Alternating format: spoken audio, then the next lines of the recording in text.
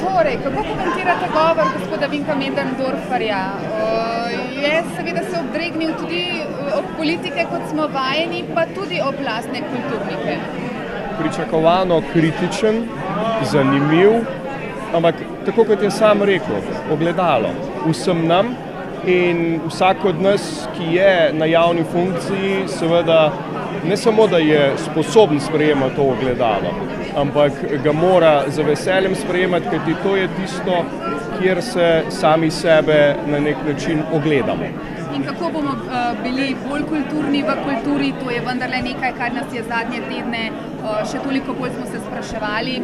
Konec koncev nimamo kulturnega ministra, imamo pa vas, ki ste bolj kot ne minister na papirju. Tako, jaz sem pač v funkciji, ampak imamo pa s tem proračunom, ki ga pravkar sprejemamo v parlamentu, zelo dobro osnovo za to, da lahko v letu 2019 res naredimo pomembne premike. To, kar smo včeraj na odboru potrdili, odboru za kulturo Državnega zbora, je seveda pomembna stvar in pomembna osnova za to, da bi lahko kultura v 2019 naredila korake naprej. Torej, hočete mi povedati, da so politiki slišali kulturnike in njihove kritike tako danes, kot že pred nekaj leti? Da, ampak kot je rekel gospod Möderndorfer, ni vse samo v denarju.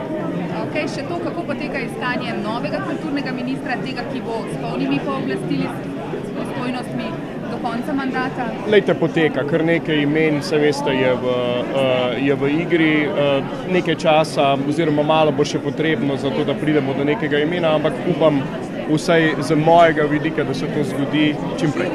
Hvala lepa.